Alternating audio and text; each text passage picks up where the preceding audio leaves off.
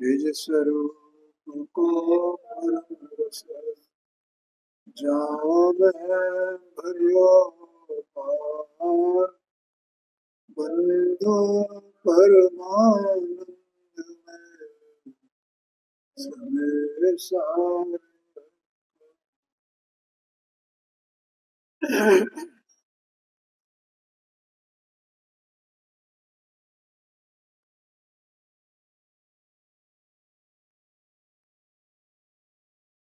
ये 31 नंबर की 31 नंबर का काव्य वहां तक अपन पहुंच गए। आज 32 नंबर का काव्य चलेगा स्वाध्याय।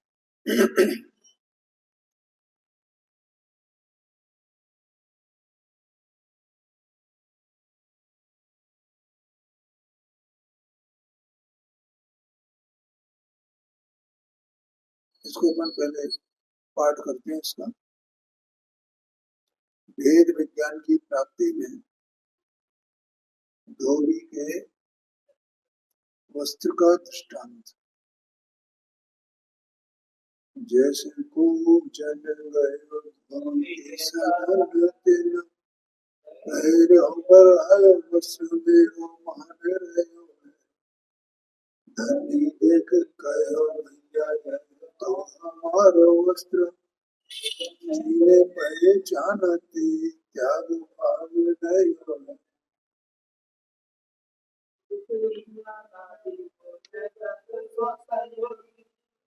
संग के महत्व सौंदे भावुता में वायु है मेरी जान भयो जरु आपो परे जान्यो तरु धरो पर भाव ससुर भाव विग्रह भयो।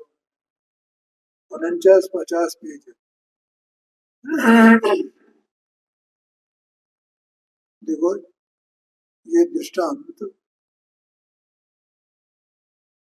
समय सारथी शास्त्र में गाथा की टीका करते हुए आचार्य ने दिया है।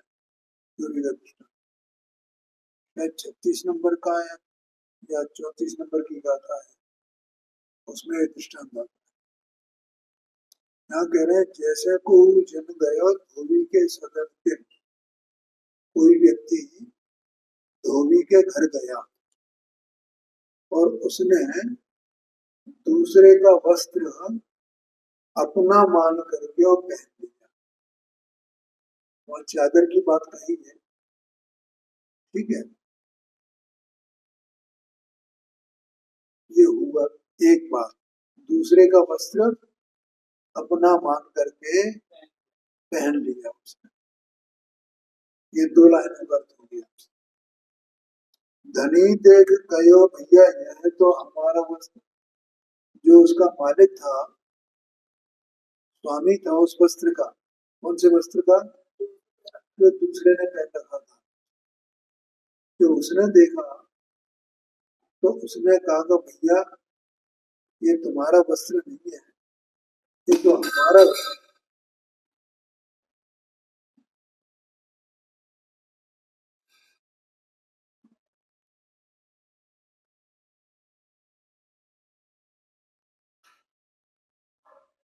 ये तो हमारा वस्त्र है। जब उसने ये कहा तो उसने उसकी पहचान देखी और पहचान देख करके उसने उसी समय, जिस समय उसे पहचान में ये आ गया कि ये मेरा नहीं है, ये दूसरे का है, ये इसका है, ये नहीं, ये मेरा नहीं है, बस मेरा नहीं है, त्याग भाव लय। तो उसी समय उसकी परिणति में उसके प्रति त्याग भाव हो गया, ये अन्य का है, ऐसा जान लेना। ये जानना ही त्याग भाव है, मेरा नहीं है। क्योंकि उसी समय उसमें से उसका ममत्व अपनत्व छूट गया। पहले तो उसको अपना मान करके पहना पहना था, ये मेरा ही है ऐसा माना। और जब पता चला तब ये कि अब मेरा नहीं है ऐसा जान लिया उसने। तैसे ही अनाद पुद्गल सो संयोगी जीव, ये जीव जो चेतन वस्तु है अनाद से पुद्गल का संयोग इसको है। ठीक है भैया, ये देह मन वाणी ज्ञान वरना दिगाट कर्म, ये सब पुद्गल के संयोग है। और अंतर में जो रागादिक भाव है वे पुद्गल जन्य औपाधिक भाव है, कर्मजन्य भाव है रागादिक भाव, वो भी इसका स्वरूप नहीं। संग के ममत्व सो, जैसे उसमें था ना कि मेरो मान, मेरा है ये वस्त्र, ऐसा मान करके पहना था ना इसने। ऐसे ही संग के ममत्व सो विभावता में भयो है, उसको उसको क्या है, उसमें जो भी उसे मिला है जो पुद्गल का संयोगी भाव है उसमें उसका ममत्व है। संग के ममत्व से, वो तो संग है, संयोग है, साथ में चलने वाला है, लेकिन वो उसका स्वरूप, उसका तत्व नहीं है। उसमें उसको ममत्व है, ए मेरा है, ए मेरा है, ए मेरा है। बोलो विचार करो कि जो अपने नहीं है उनमें अपन मेरा मेरा कर रहे हैं। तो ये जो मेरा मेरा जो अपन कर रहे हैं तो ये दुखरूप भाव है का सुखरूप भाव है? दुखरूप भाव है। जैसे अपने को किसी का वस्त्र कोई चीज अपने उसमें आ जाए ना तो अपन उसकी अपना मान करके बैठ जाए आराम से, और कोई के भैया ये आपकी नहीं है, ये तो मेरी है। ठीक है, तो अपने को उस समय वो छोड़ देंगे, उसका त्याग भाव हो जाएगा। तो उसमें अपनापन मानना, दूसरे की वस्तु में अपनापन मानना, ये कितनी आकुलता का कारण है ये बताना है। उसमें मेरा है, मेरा है, मेरा है। और ये जीव की कैसी, मुझे तो लगता है ये दुर्दशा है जीव की। देखो बाहर के जो कर्म के उदय से जो सुख दुख बिल्कुल संयोग होते हैं ना, वो उनके मिलने पर जीव की दुर्दशा नहीं है, जीव की दुर्दशा कायम है। उसमें जो अपनत्व कर रहा है, ममत्व कर रहा है, जो इसका है नहीं, उनको जुटाने में, उनकी रक्षा करने में, उनके जाने पर दुखित दुख मानने पर, इनमें ये जो इसको निरंतर जो चल रहा है ना, तो ये इसकी दुर्दशा है। बाहर से मान लो धन नहीं है, तो धन न होने पर तो ये दशा है, बहुत कमजोर है। एक वो होता है ना, कोई बहुत वैसा व्यक्ति हुए तो उसके बारे में मतलब जिसकी कोई कोई प्रतिष्ठा नहीं है, कोई पूछने वाला नहीं, और वैसे ही नौकर चाकर जैसा जीवन बिता रहा है, कोई भी कुछ भी कह देता है, कोई भी उसकी चीज को ले लेता है, कोई भी कुछ कर देता है, तो उससे उसको दुखी है, उससे दुखी नहीं है। पर उन सब संयोगों को उस प्रकार की दशा में अपनत्व करने से भी दुखी है। कैसे दुखी है? ये तो सब संयोग है ना, वे आ रहे हैं जा रहे हैं, उनसे दुखी नहीं है वो, पर उसमें अपनत्व करने से ये मुझे दुख देने वाले हैं ऐसा मानने से, ये मेरी मतलब मेरा पैसा ले लिया है, मेरा ये कर दिया, मुझे रोटी नहीं देते हैं, फलाना नहीं करते, ऐसा जो उसकी परिणति में ये रहे, इससे वो दुखी है। वो उससे कोई रोटी नहीं दे रहा है, कोई पैसा किसी ने छीन लिया है, तो उससे वो दुखी नहीं है। है? हाँ, हाँ हाँ। तो उसकी बहू हो रही, हाँ, उसके बेटे का फोन आया कि मेरे को जो बोला हो, अच्छा, तो एक सेकंड में ही पूरा हॉल लग गया। कुछ कराइए, हाँ, एक सेकंड में सही बात कि अपनी नहीं है ना, अपनी मानी थी, वो तो भागी नहीं है, जैसी है तैसी है। अपनी मानी थी वो, अपने अपना मानने से वो दुखी है,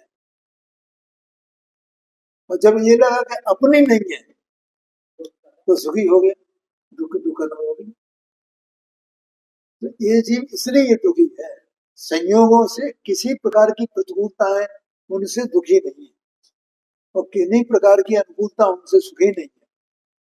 ये अपने मन से उनमें सुख और दुख की कल्पना करता है, ये इसकी दुर्दशा है, वो अपने स्वरूप को नहीं पहचानता। ये है संग के ममत्व से, संग के ममत्व से किताब में नहीं, चलो कोई बात। संग के ममत्व सो, ठीक है, ये अर्थ है। विभाव तामे भयो, यही विभाव भाव है इसका, ये इसको दुख देने वाला है। भेद ज्ञान भयो, जब भिन्नता का ज्ञान हुए कि ये सब देह मन वाणी सारे के सारे बाहर के पदार्थ ये मेरे नहीं, क्यों, ये सब अचेतन है ना, उद्गल के हैं सब, इसके हैं ये, जितने संयोग जो भी हैं सब पौद्गलिक है, उद्गल के परिणाम है, मेरा इसमें कुछ भी नहीं, मैं तो शुद्ध चैतन्य तत्व हूँ। ऐसा भेद ज्ञान भयो जब आपो पर जानो तब, वो इस देह में आत्मा बिल्कुल निरालंब चेतना स्वाभाविक वस्तु है ना, और वही तो मैं हूं ना, इसके अलावा मैं क्या हूँ, चेतना स्वाभाविक वस्तु मात्र बस, ऐसा चेतना स्वभाव। तब उस चेतना स्वभाव के अलावा जो असंख्यात प्रदेशी है, निरालंब है, चेतना स्वभाव वाली वस्तु है, सत्स्वरूप है, अनादि निधन है, ठीक है, ऐसा मैं हूं ना मात्र, इतना ही मेरा परिचय है ना। चेतना मात्र कहो, ज्ञात स्वभाव वाला कहो, जानने देखने के स्वभाव वाला कहो, इतनी वस्तु में हूं ना, ऐसा जहां पता चला, और बाकी के सब मेरा नहीं है। तो वो जो इसकी परिणति में जो विभाव भाव था, वो कितनी देर टिकने वाला है, अभी जैसे इन्होंने उदाहरण दिया उसका, तो जब ये पता चला कि ये अपना है ही नहीं, उसी समय ऐसे जब ये जाना कि मैं तो ये हूं और ये मेरा है ही नहीं, उसी समय इसका दुख सारा दूर, मानो विभाव सब दूर हो गया। न्यारो पर भाव स्वभाव निज गए हो, प्रभाव से न्यारा अपना जो भाव है, अपना चेतना स्वभाव है, उसको इसने ग्रहण कर लिया। समझ में आया? बहुत ही शानदार ढंग से पंडित साहब ने, मतलब एक छंद कितना, मतलब उनकी कला पर आश्चर्य होता है कि उन्होंने कैसे एक छंद में कैसे ये बातों को पिरो दिया है, पूरे उसको ज्ञान। अर्थ है, देखो इसको पढ़ लेते हैं एक बार। जैसे कोई मनुष्य धोबी के घर जावे और दूसरे का कपड़ा पहनकर अपना मानने लगे, परंतु उस वस्त्र का मालिक उस कपड़े को देखकर कहे कि यह तो मेरा कपड़ा है, तो वह मनुष्य अपने वस्त्र का चिन्ह देखकर त्याग बुद्धि करता है, ठीक है। उसी प्रकार यह कर्म संयोगी जीव परिग्रह के ममत्व से, संयोगों के ममत्व से, परिग्रह कहो संयोग कहो, विभाव में रहता है। विभावानुभूति इसकी परिणति में दुख, आकुलता, यही तो विभाव है इसका। अर्थात शरीर आदि को अपना मानता है, परंतु भेद विज्ञान होने पर निज पर का विवेक हो जाता है। तो रागादि भावों से भिन्न अपने निज स्वभाव को ग्रहण करता है। वे रागादि भाव भी वास्तव में कब तक हैं? वही सुख दुख कहो, रागादि भाव कहो, रागद्वेष के भाव कहो, इष्ट अनिष्ट की घटनाएं कहो,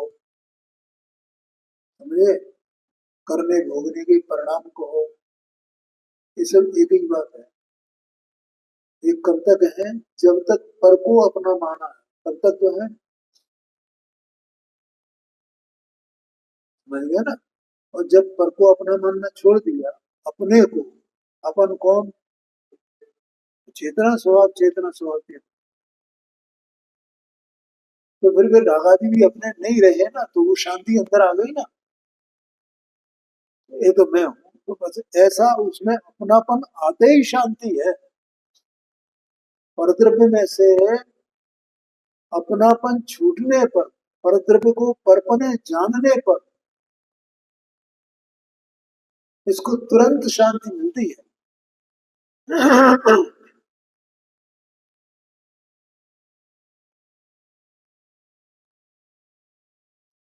अर्थात शरीर आदि को अपना मानता है, परंतु भेद विज्ञान होने पर जब निज पर का विवेक हो जाता है तो रागादि भावों से भिन्न अपने निज स्वभाव को ग्रहण करता है। ठीक है भैया, ग्रहण कैसे किया जाता है? देखो, पर कौन जानेगा? पर को अपना किसने जाना था? आत्मा है।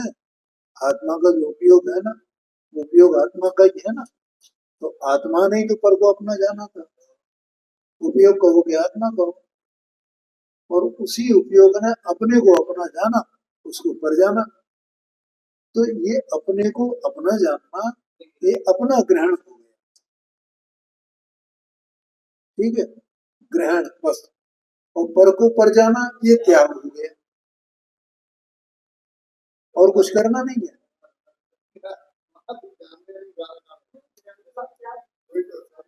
आगे अभी 2-3 दिन पहले हमने कुछ चर्चा चली थी। तो ये जो आत्मा चेतना स्वाभाविक वस्तु है, तो इसका ग्रहण त्याग क्या हुआ? जानने में ही तो ग्रहण ग्रहण त्याग होगा। और परद्रव्य में क्या करेगा? अभी 2-3 दिन पहले शायद चर्चा आई थी। नहीं, इसका कार्य क्या है? ये मैंने परद्रव्य में कुछ कर सकता है? इसको यहाँ से आकर रख सकता है क्या? ये तो जानने में ही तो ग्रहण है, जानने में ही तो त्याग है?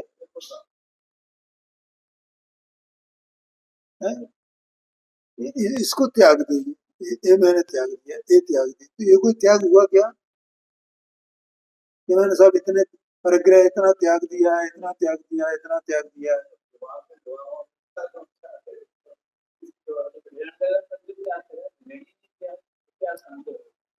नहीं नहीं, यहाँ वो मुद्दा नहीं दिया। मुद्दा ये है,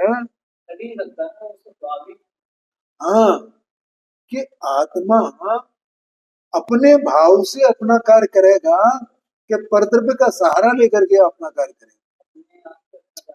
ये तो परद्रव्य का त्याग करे, उसको बताया कि मैंने त्याग, ये तो परद्रव्य का सहारा है। उसमें क्या है? उसमें त्याग कहाँ हुआ? अपने सहारे से अपना क्या स्वभाव? आप क्या करता है? जानता है आप तो अपने जानने से ही तो त्याग होगा, और अपने जानने में ही ग्रहण होगा। क्या मतलब कि पर को पर जान लिया, ये त्याग हो गया बस। और अपने को आप जान लिया, ये ग्रहण हो गया। और जानना क्या करे? फिर तो वो कर्मोदय जन्य जो रागादि भाव रह जाते हैं ना, उन रागादि का त्याग करने के लिए उन रागादि के निमित्त जो बाहर में संयोग है उनको छोड़ता है। वो चारित्र की बात है, वास्तव में तो त्याग ज्ञान में ही होता है। हाँ जी हाँ। अब जो रागादि है ना, तो रागादि क्यों है? क्योंकि अभी कर्म मौजूद है। इसके अभिप्राय से रागादि नहीं है, पहले अभिप्राय से रागादि थी। ठीक है, पहले बुद्धि पूर्वक के रागादिक थे, अब अबुद्धि पूर्वक के रागादिक रह गए। लेकिन वो अबुद्धि पूर्वक रागादिक हैं तो वे भी कोई इसको सुख देने वाले तो है नहीं, वे भी दुख ही देने वाले हैं ना, क्यों? वे तो दुख स्वरूप ही है। हाँ जी, ठीक है। अब वो रागादि चूंकि दुख रूप है, तो जहां रागादि होंगे तो उनके बाहर में कोई ना कोई निमित्त होंगे, इसीलिए निमित्त को हटाओ तो तत्संबंधी राग छूटे।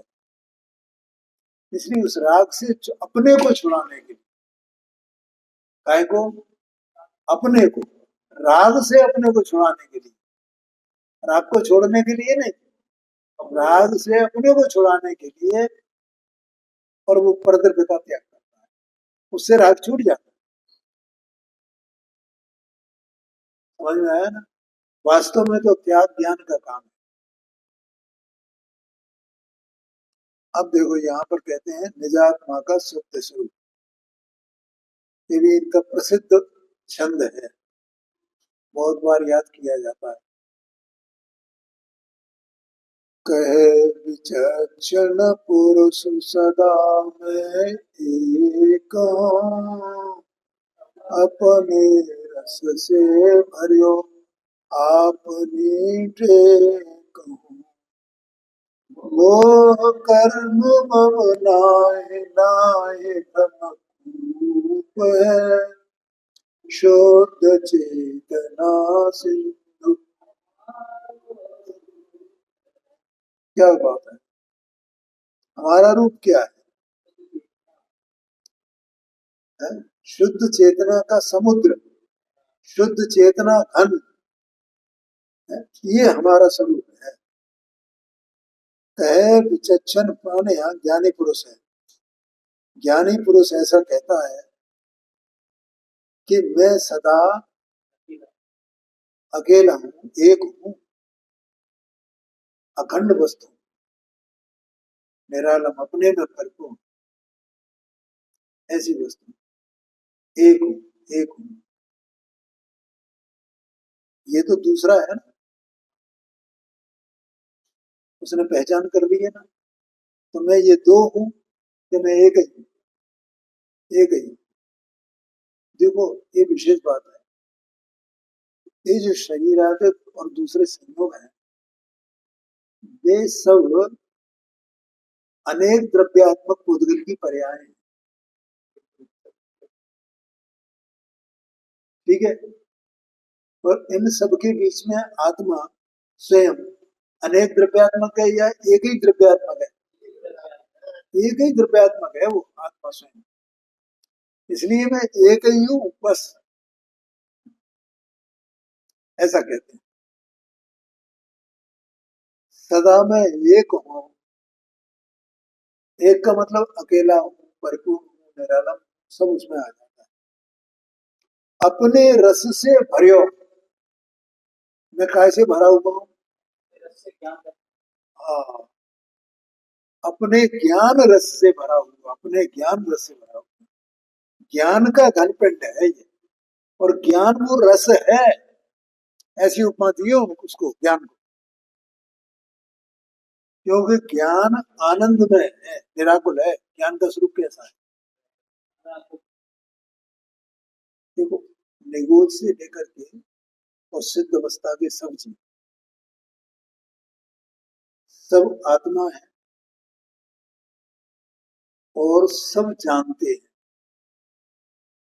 जानते हैं माने जानने रूप परिणमन करते हैं।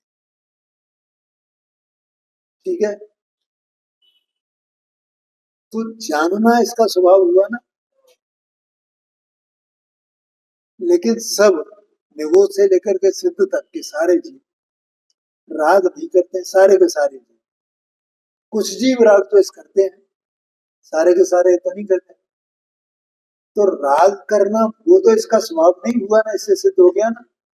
क्योंकि अगर राग स्वभाव होता तो सबको करना चाहिए, लेकिन ज्ञान तो सब कर रहे हैं, जान तो सब रहे हैं ना। इसका मतलब ज्ञान ही एक स्वभाव है इसका। अब जो स्वभाव है उसको इसने पहचाना नहीं है, है? क्यों नहीं पहचाना?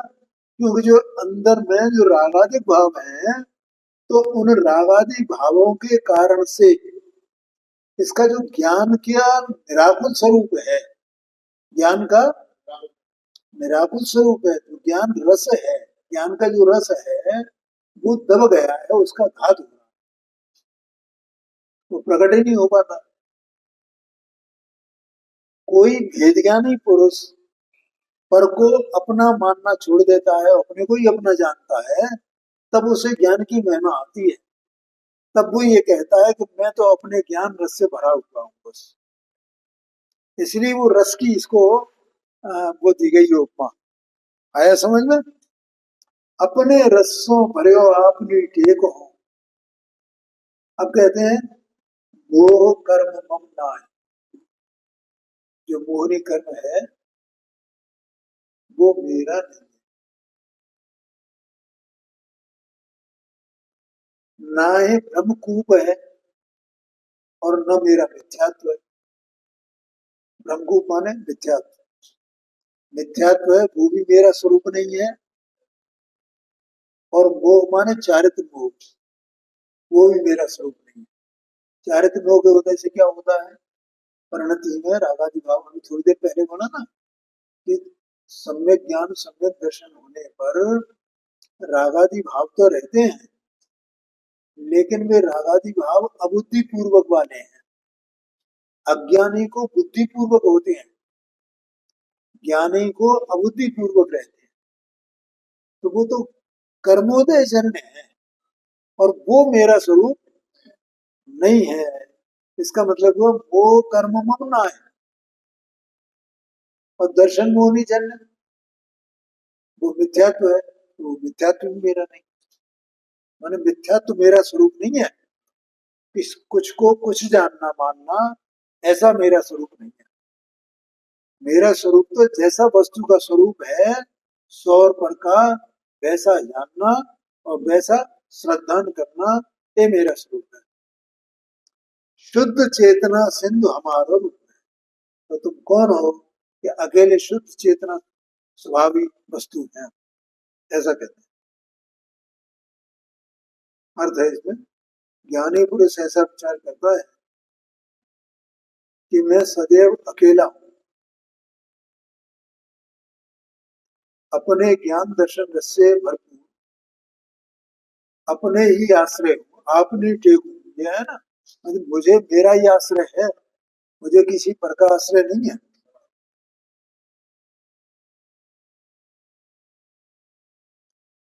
ब्रह्म जाल का कूप मोह कर्म मेरा स्वरूप नहीं है, नहीं है।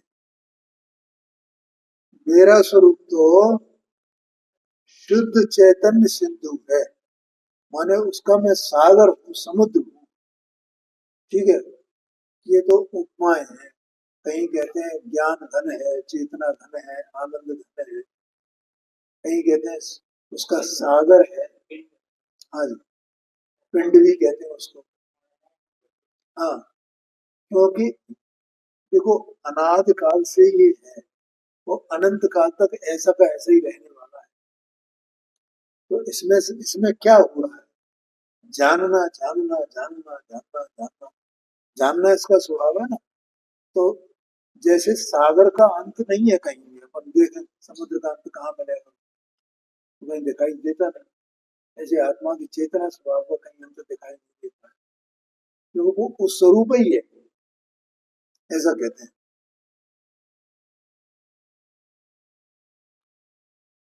और अकेला। देखो वास्तव में ज्ञानी जीव को अकेला इसका बहुत महत्व होता है। अज्ञानी अकेलेपन से घबराता है। कितनी विपरीतता है। वो अकेलेपन से क्यों घबराता है? क्यों? उसकी देह में एकत्र होती है। और ज्ञानी अपने अकेलेपन को जानता है, मैं अकेला ही हूँ और मुझे अकेलापन ही चाहिए, क्योंकि मुझे पर का संयोग नहीं चाहिए। समझ में आया कि नहीं है? क्या कहा? हाँ, क्योंकि मैं पर के संयोग से ही दुखी हुआ हूँ, इसलिए पर का संयोग नहीं चाहिए। पर का संयोग मुझे मलिन करने वाला है, और पर से वियोग हो जाए, मैं अकेला रह जाऊं, तो वो मुझे सुखी करने वाला है। मतलब ये बात समझ में आती है कि नहीं? पर का वियोग हो जाए, मैं अकेला रह जाऊं, तो मैं सुखी होऊंगा कि नहीं? इसलिए उसे अकेलेपन का महत्व है।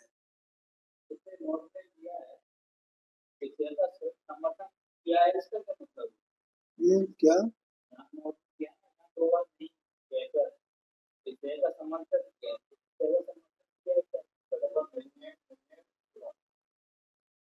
विषय माने यही कि मोह कर्म मेरा नहीं है। तो दो बार का नहीं है, कल आया था ना इसमें, ना ही ना ही ना ही, मैंने इसके अलावा दूसरा कोई उपाय नहीं है। तो समर्थन करना माने जो विषय चल रहा है उस विषय का समर्थन, ऐसा उसे मजबूत करना, दृढ़ करना, ऐसा ऐसा लोग में भी अपन करते हैं ना। देखो, अब तत्व ज्ञान होने पर जीव की अवस्था क्या होती है उसको यहाँ बताते हैं।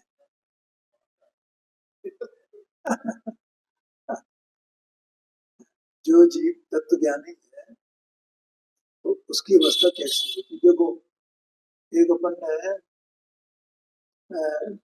अष्टपावड़ से मोक्ष पावड़, अगर मोक्ष पावड़ की शायद गाथा है, तच्च रुई सम्मतम, इसमें मैंने बीच में कई बार बोला था, अभी एक आध दो महीने पहले, तच्च रुई सम्मतम तच्च गहनम, ये सब सन्नाटम है।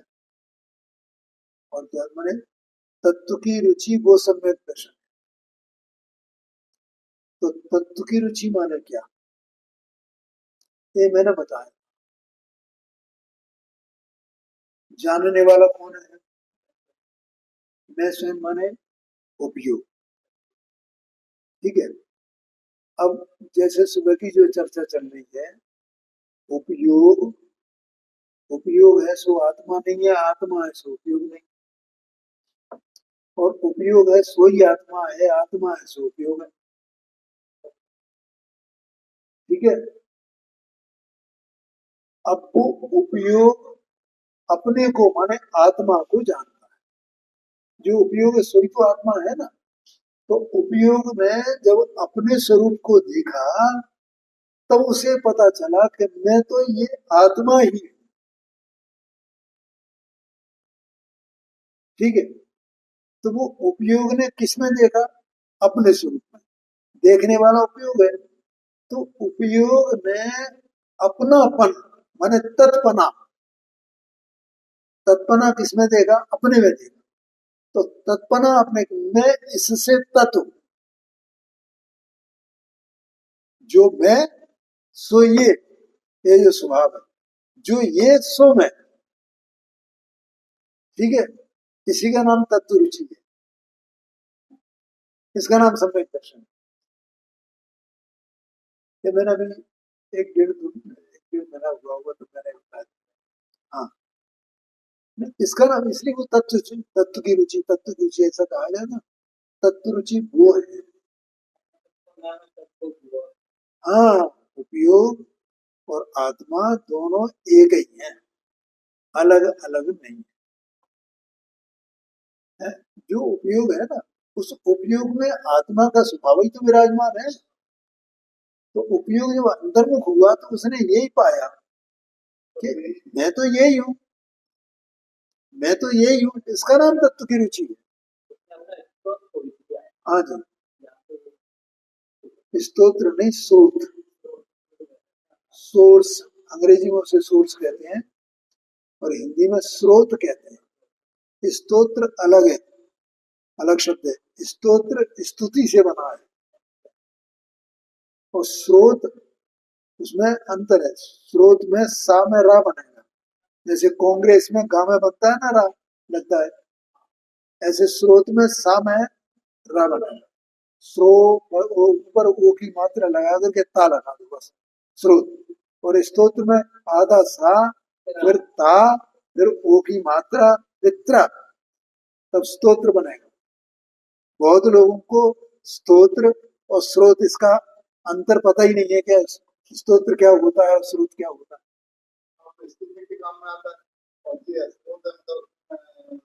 हाँ जी, स्रोत को स्तोत्र पढ़ देंगे, स्तोत्र को स्रोत पढ़ देंगे। हाँ जी, तो ये तत्व की प्रतीति इसका मतलब है। और फिर वो अकेला अपने में अपना ही सब कुछ, अपने में अपना सब कुछ, पूरे, माने पूरी जो संपदा है इसकी, वो इसकी संपदा इसमें पूरी है। कहीं बाहर की तरफ आंख उठा करके देखना नहीं है, ऐसी संपदा है। हमारे मुनिराज क्यों सुखी होते हैं? अभी संसारी है, इतने परिचय उपसर्ग तप से सब है, तो भी वे सुखी हैं कि दुखी हैं? क्यों सुखी हैं? अपना अपनी संपदा अपने में है ना पूरी, उससे सुखी है वे। बाहर की संपदा तो अपनी है ही नहीं, वे तो सब दुख के निमित्त है, इसलिए सुखी है। देखो यहाँ पर कहते हैं, इसको पढ़ते हैं, अभी पढ़ा नहीं है ना। तत्व की प्रतीति सो लख्यो है निज पर गुण, विशद विवेक आयो अचो विश्राम पायो, कहत बनारसी कहत पुरुषार्थ को, पन्ना के पकाए जैसे कंचन विमल होता। देखो क्या कहते हैं, तत्व की प्रतीति सो लग्यो है निज पर। अब वो तत्व अभी जो मैंने चर्चा की थी ना, अब तत्व की प्रतीति हो गई ना, यही में हूं। इससे क्या हो, निज गुण क्या है, निज का लक्षण क्या है, निज कौन है और पर कौन है, इसका भेद ज्ञान उसे हो गया ना, अन्यथा का ज्ञान। ज्ञान ऐसा हो गया, ज्ञान ऐसा परिणम गया कि वो स्व को स्व और पर को पर जानने लगा। अब उस जानने में कहीं कोई खोट आने वाली नहीं है, कोई परेशानी आने वाली नहीं, कोई बाधा आने वाली नहीं, नहीं आएगा। ज्ञान मतलब ऐसा परिणाम गया है ना, तो पर को पर और निज को बस, देह मन वाणी बाहर के संयोग ज्ञान वर्णांत काट कर तत्जन्य जो विकारी भाव, ये सब परे है ना, इन सबको जान लिया ना, ये पर और अपना ये स्व, बस ऐसा। फिर क्या हुआ, दृग ज्ञान चरण त्रिविध परिणय है। दृग माने सम्यक दर्शन, ज्ञान माने सम्यक ज्ञान, और चरण माने आचरण, चारित्र, तीन प्रकार से परिणमित तो हो गया है। आगे ख्याल में, आचरण क्या, आचरण क्या हुआ, जितने अंश में राग का अभाव हुआ है उतने अंश में वो आचरण है। राजेश भाई, बस वो आचरण है, यहाँ बाहर के आचरण की बात नहीं है कि कितने महाव्रत पालता है, कितनी प्रतिमा पालता है, वो आचरण नहीं भैया। वो तो आत्मा का आचरण है ही नहीं वास्तव में, वो होता है, होने का निषेध नहीं है। बहुत मुश्किल बातें हैं, ये जीव तो अनाथ से उसी को मान रहा है ना, यही आचरण है ये। प्रतिमाएं लेनी ना, ये फलाना कर लिया ना, ये महाव्रत मान लिए ना, ये आचरण, ये आचरण। वो परद्रव्य का कार्य है भाई, आत्मा का कार्य ही नहीं है। क्या करें, बातें ही ऐसी है। हाँ जी, और ज्ञानियों को होता है, वो तो क्योंकि वो जान रहे हैं पराश्रित भाव है ऐसा, वो स्वकारण से होता है, ऐसी बात है। क्योंकि अभी कर्म बैठा है ना, जो बाहर का चारित्र है उसका कारण कौन है? आत्मा का स्वभाव है क्या? नहीं है। और राग का जितना अभाव हुआ है वो आत्मा के स्वभाव के निमित्त से हुआ है। और वो राग का अभाव हुआ तो आत्मा का ही स्वभाव तो वहां प्रकट हुआ है, नहीं आएगा? राग का अभाव हुआ तो वीतरागता आई ना, वीतरागता आई तो राग का अभाव हुआ। अंधेरे का अभाव हुआ तो उजेला हुआ, उजेले का उजेला आया तो अंधेरे का अभाव हुआ। ये राग और वीतराग, रागपना और वीतरागपना, ये दोनों एक दूसरे के प्रतिपक्षी भाव है ना। तो एक का नाश होएगा तो दूसरे का उदय होएगा, सीधी बात। तो वो चारित्र हुआ ना। और राग के अभाव को भी व्यवहार से चारित्र कहा जाता है। वास्तव में तो अपनी शक्ति जितनी प्रकट हुई है वो चारित्र है, जितनी अपनी रमणता हुई है, जितनी स्थिरता है, जितना आनंद है, शांति है, सुख है, वो चारित्र है। क्या करें, और ज्ञानी वो सब होते हैं और वो जानता है। हाँ जी, हाँ जी, बिल्कुल बिल्कुल, यही है। क्योंकि वो जो वस्तु पर वस्तु है ना, वो तो अपनी जगह है ना, वो तो यहाँ हो के वहां हो, उसमें क्या अंतर पड़ रहा? उसका संग किया शायद दूसरे के पास हो, संग उसका अपन ने किया है ना, तो अपने में आकुलता हो, ये है। और उसका संग नहीं करो तो आकुलता नहीं है, वो तो भाग्य वही है। अरे एक बात जान ले प्रभु,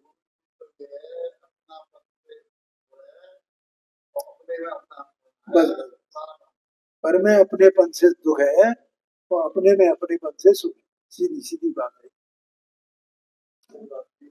और इस मार्ग को, इस मंत्र को जाने बिना, हाँ जी हाँ, तो इस मंत्र को जाने बिना ये जीव धर्म के नाम पर भी बाहर का जो क्रियाकांड कर रहा है उसमें अपनापन कर रहा है ना। अब कुछ भी समझ लो उसको, कुछ भी कह लो, छलवी मान लो, वो तो बिल्कुल ईमानदारी से पालन कर रहा है, छलवी नहीं कर रहा है। निशा में लगा मोक्षमा प्रभाषित 243 द्रव्यलिंगी की तरह, वो तो सुख मानता है कि मैं सच्चा मोक्ष मार्ग का पालन कर रहा हूँ, ठीक है। लेकिन उसने उसमें अपन तो किया है, ये मेरा जो इसका है नहीं, आया क्या नहीं आया? और ज्ञानी के होता है तो उसमें अपनापन नहीं करता, मेरा है ही नहीं ना। कैसा अद्भुत मार्ग! विशद विवेक आयो, आछो विश्राम पायो। स्पष्ट, विशद माने स्पष्ट, एकदम दो टूक, ऐसा विवेक, ऐसा ज्ञान। आछो विश्राम पायो माने उत्तम विश्राम, आचरण हुआ, अभी जो अपन ने चर्चा की ना, स्वरूप में स्थिरता।